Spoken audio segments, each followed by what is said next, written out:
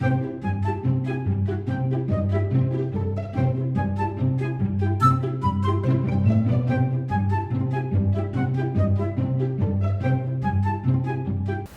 back. It's estate planning questions that you get to ask every week and I get to answer. This is Heather Reynolds of Your Legacy Lives. So let's start with our question this week. Why do an estate plan at all? Great question. Most people don't do an estate plan at all. So why would you? Well, if you like California's law, then that's what it is. Your estate plan is already written for you, so you don't have to do it at all.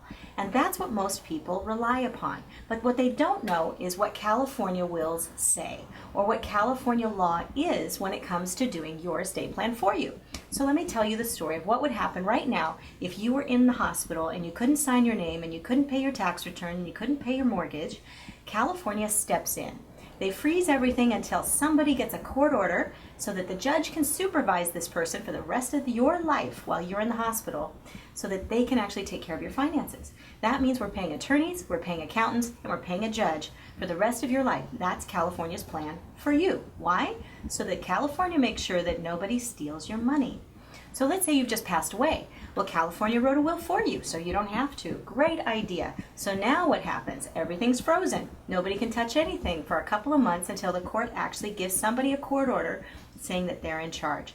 But they must be supervised for at least another year probably, so that they make sure that everything gets paid, everybody gets their money according to California law, which may or may not be the people you want to get your money. It might be your husband, it might be your wife, it might be your kids. It's hard to say unless you write the will yourself. So let's say it's just California writing it for you. Your spouse would get a part of your separate property and all of your community property. Your children would get a part of your separate property and none of your community property. And if you're not sure what's community or separate, then that's probably time to get some actual advice from a lawyer. Since this isn't actual advice, I'm just giving you the breakdown of what California wills say. It says everything goes to your next closest blood relative, but spouses and children are equally close, so we're going to probably split it between them. So then what happens? We take another year to get through this probate process. We pay the attorney's fees, we pay the accountant's fees.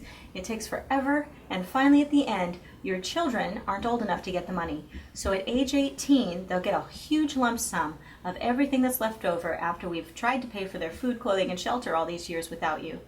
And the big question is, did you want them to have all that money on their 18th birthday? Well, I hope so, because that's how the will's written by California right now for you. So if you like California's plan for you, then you don't have to write a will at all. And you don't have to have a power of attorney if you like California's plan of what to do if you're incapacitated. So since it's already in place, no worries. Thanks so much for coming, and thanks for your question. And if you have more, give us another question next week. Thanks so much.